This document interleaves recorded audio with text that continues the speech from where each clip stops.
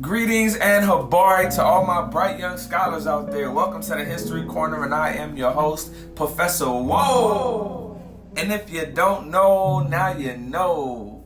Last episode, we left off with the victorious verdict of the Brown vs. Board of Education case that ruled segregation was unconstitutional.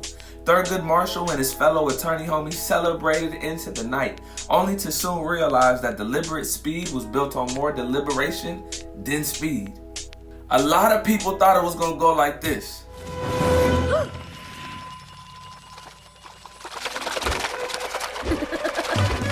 But it was actually more like this. Sure. What's the plate? 29T. Number. 29THD03.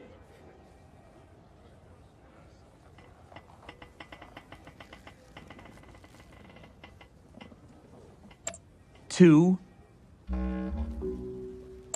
9. THD03. 5 years after the court's unanimous decision, just 40 of North Carolina's 300,000 black scholars attended integrated schools. In Nashville, just a year later, only 43 out of their 12,000 black children studied alongside white children. By 1964, a whole 10 years later, just 1 in 85 Southern black children attended integrated schools. See, the Supreme Court justices didn't want to rush desegregation, so they left this heavy burden to the local, federal, district court judges, many of whom had no desire to integrate anything outside of maybe peanut butter and jelly. It's peanut butter jelly time, peanut butter jelly time, peanut butter jelly time. Where you at? Where you at? Where you at? Where you at? Now there you go, there you go, there you go, there you go. Several Virginia public schools shut down entirely. They'd rather turn the lights off than allow black scholars to be educated alongside white scholars. Resistance was inevitable. It was bound to happen. And that it did. In August 1955, Emmett Till, a 14-year-old black boy, was murdered for allegedly whistling at a white woman. His mother, Mamie Till, decided to have an open casket funeral with Emmett's body on display for 5 days. Mamie Till said despite the enormous pain it caused her to see her son's body on display, she chose to let the world see what has happened. The two men that later publicly admitted to killing Till were tried by an all-white male jury. Unfortunately, justice was not served that day. They were acquitted from all charges. Get this, more than 6 decades later, in 2007, the woman who Till was accused of whistling at admitted that she lied about Till making advances towards her. What? That's crazy. I wonder if she knew such a small lie would cause so much pain. But Mamie took that pain and used it to spark courage in young people like yourselves all over the world. Just like many of you, the Little Rock Nine were getting ready for their first day of school. But this first day was unlike any other before. These 9 students, recruited by the president of the Arkansas NAACP, Ms. Daisy Bates, were preparing to be the first black students to attend Central High School in Little Rock, Arkansas. They went through intense counseling on how to handle expected opposition. They had to be strong, determined, and self-controlled because, like I said earlier, resistance was inevitable. On September 2nd, 1957, Governor Orville Faubus insisted that bloodshed and violence might break out if black students were allowed to enter the school. I will not force my people to integrate against their will. So he enlisted the Arkansas National Guard to stop all black students from coming in. Despite it all, the Little Rock Nine arrived for their first day of school on September 4th, 1957. 8 arrived together, driven by Miss Bates. Elizabeth Eckford's family, however, did not have a telephone, so she couldn't get the news about the carpool plans. Therefore, Eckford arrived alone, like a boss. All alone with the notebook in her hand, Elizabeth Eckford moved boldly through hostile crowds of screaming children and adults, paying them no mind. Eckford later recalled that one of the women spat on her. This image was printed throughout the world, bringing international attention to the situation in Little Rock. They didn't make it into school that day, but it was a step. On September 23rd, 1,000 protesters gathered outside.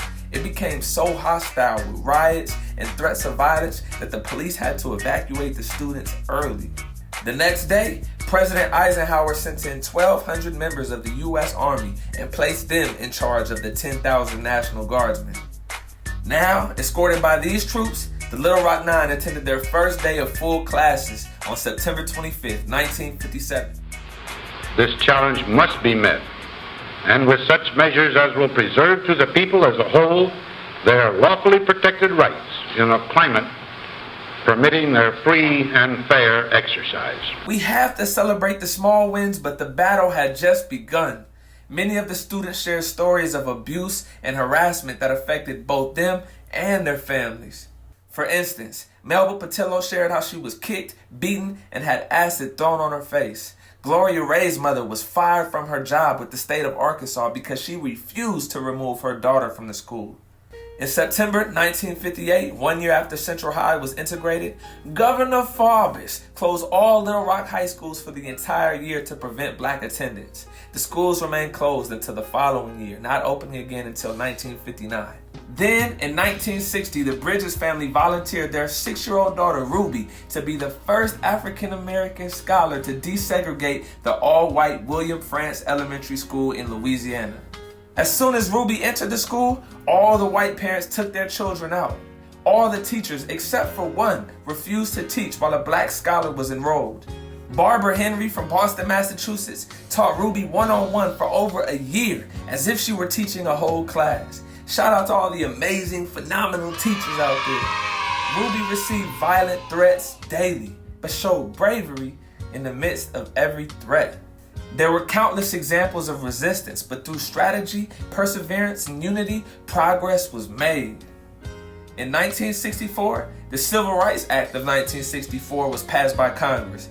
It banned discrimination in voting, public accommodations, employment, and schools. The Civil Rights Act empowered the Justice Department to take action against schools that refused to integrate.